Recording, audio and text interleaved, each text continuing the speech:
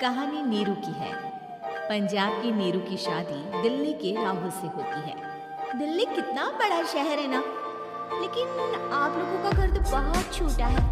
हमारे पंजाब में तो ये बड़े बड़े घर होते हैं कि मजा ही आ जाता है। कोई बात नहीं नीरू, मैं भी तुम्हारे लिए बहुत बड़ा मकान बनाऊंगा बहुत जल्दी। नीरू के पिता जहाँ पंजाब के जाने माने व्यापारी थे, वहीं उसका पति राहुल दिल्ली में एक सिंपल नौकरी करता था। माँ, यहाँ तो घी मक्खन इतना महंगा है कि क्या बताऊँ। मैं तो तरस ही जाती हूँ घी खाने के लिए। नीरू की माँ को ये सुनकर बहुत दुख होता है। मेरी बेटी को घी नसीब नहीं हो रहा है और ये बहू यहाँ बैठकर घी में शक्कर डाल रही है। देख वनिता, मैं साफ कह रही हूँ, इससे घर में जितना घी आएगा उतना ही मेरी बेटी के घर दिल्ली भी जाएगा। अरे ये क्या बात होगी माँ जी, बेटी को उतना ही करो जो अच्छा लगे। अब क्या मायके से घी और मक्खन तक की सप्लाई करोगी आप? हाँ, मेरी बेटी किसी चीज को तरसे मुझसे बर्दाश्त नहीं होता। अब क्या था, नीरू के मायके में 2 किलो घी आता तो 2 किलो दिल्ली जाता नीरू के पास। एक दिन, माँ बड़ी गर्मी पड़ती है दिल्ली में। इस घर में तो एक ही एसी है और वो भी ड्राइंग रूम में। सारा परिवार एक ही कमरे में सोता है। अब बेटा, वो तो हर घर की कहानी है। यहाँ भी एक ही एसी है। दिल इतना आता है कि क्या बोलूं। तभी वहाँ राकेश आ जाता है। माँ, थोड़ी देर में यहाँ कुछ प्लम्बर आएंगे मेरे कमरे में एसी लगाने, जरा ध्यान से लगवा देना ना माँ। ओए, ऐसे कैसे तेरे कमरे में एसी लगेगा? ओह राकेश, एक बार बात तो कर लेता। अरे पापा, वो वनिता को गर्मी में नींद नहीं आती। ड्राइंग रूम में सबके साथ सोने में वो अनकंफर्टेबल है, इसलिए। अरे पूरे परिवार के साथ वहाँ तेरी बहन नीरू भी तो सोती है, वो नहीं हो रही क्या अनकंफर्टेबल? समझ रहा है ना? अगर एसी लगेगा तो एक दिल्ली में तेरी बहन के कमरे में भी लगेगा, तभी तू लगा सकेगा। राकेश वनिता को सारी बात बताता है। वनिता करती भी क्या, मन मार कर बैठ जाती है। माँ, ये लोग ठीक नहीं है, क्या करूँ मैं? अरे बेटी, यहाँ आ जा तू, यहाँ आकर रह ले। अरे छोड़ दे ऐसे पति को। कैसे छोड़ दूँ माँ? समाज क्या कहेगा, लोग क्या कहेंगे? वैसे भी मेरा एक बेटा है मयंक। अरे हटा बेटा, तेरी उम्र ही क्या है, इतनी परेशान रहेगी तो काम कैसे चलेगा? खैर, बात आई गई हो जाती है। माँ को लगता है कि नीरू ठीक है, तो वहीं नीरू के मन में एक ही लाइन चल रही होती है, यहाँ आ जा। माँ ने तो बोल ही दिया है कि यहाँ आ जा। बस मयंक थोड़ा सा बड़ा हो जाए, इन गरीबों को छोड़कर मैं वापस माँ के पास ही चली जाऊंगी। वो इसी सोच में बाजार में चल रही थी कि मैम, आपका दुपट्टा जमीन को छू रहा है। नीरू जैसे ही उस लड़की की तरफ देखती है, देखती ही रह जाती है। हाय रे, कितना सुंदर लड़का है ये। अब क्या हुआ? मैंने कहा आपका दुपट्टा। तो खुद ही उठा कर दे दो ना। लड़का समझ जाता है कि नीरू उस पर फिदा हो चुकी है। वो उससे उसका नंबर लेकर चला जाता है। अब क्या था, नीरू और रोहित में लगातार बातें होने लगती है। मैं हरियाणा का रहने वाला हूँ, यहाँ एक बड़ी कंपनी का मैनेजर हूँ। अच्छा, और कितने बच्चे हैं तुम्हारे? बच्चे?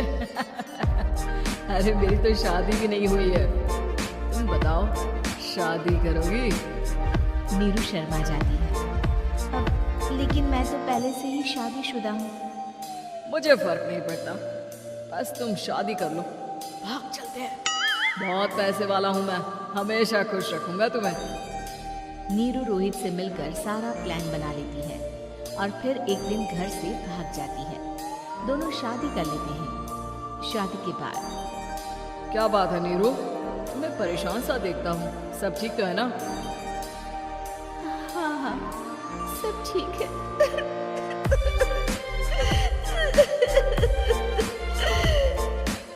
ये कहते कहते ही वो रोने लगती है। अरे क्या हो गया, रो क्यों रही हो? मैंने तुमसे एक बात छुपाई है और वही बात अब मुझे परेशान कर रही है। रोहित, मेरा एक बेटा भी है, उसका नाम मयंक है। क्या बात कर रही हो? ये तुमने मुझे पहले क्यों नहीं बताया? देखो नीरू, मेरी माँ को मैंने ये नहीं बताया है कि तुम शादीशुदा हो। बच्चा मैं मैनेज नहीं कर पाऊंगा। नीरू को समझ में नहीं आता कि वो क्या करे। तुम उस बच्चे को अपनी माँ को क्यों नहीं दे देती?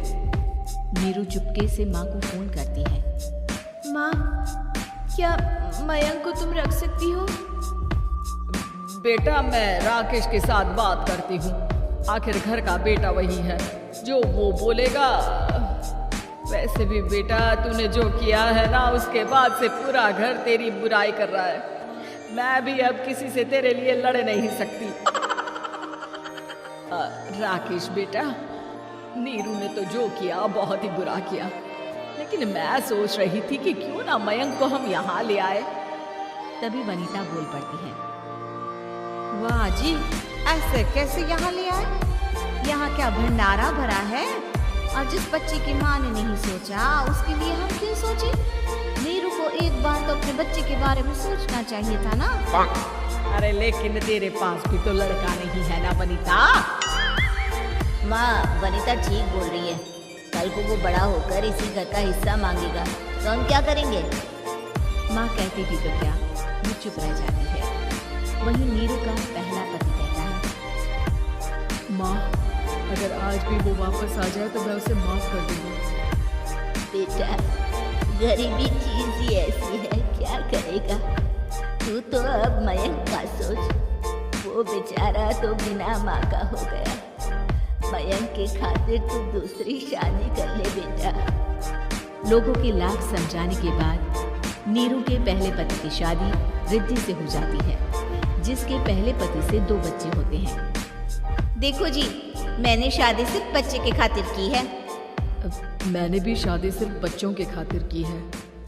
वहीं नीरू के दूसरे पति के मन में ये बात घर कर जाती है कि नीरू एक मासूम बच्चे को उसके खातिर छोड़ कर आई है। अब देखो नीरू, मुझे लगता है कि जो औरत अपनी कोख का बच्चा छोड़ सकती है, वो तो कुछ भी कर सकती है। कल को तुम्हें मुझसे अच्छा कोई मिल गया तो तुम तो मुझे भी बाय बाय कर दोगी ना। नीरू को अब उसका दूसरा पति ताने देना शुरू कर देता है।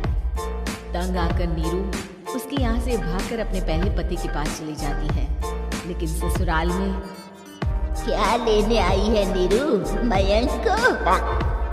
नहीं नहीं सासू माँ, मुझसे गलती हो गई, मुझे माफ कर दीजिए। नीरू, अब वक्त खत्म हो गया है, मेरी शादी हो चुकी है। तो छोड़ दो ना उसे, हमारा बच्चा है। मैं आपको अपनी माँ नहीं मानता।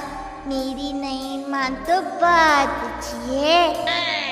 नीरू मयंक की बात सुनकर समझ जाती है कि उसके पास अब ना आसमान रहा ना ही जमीन।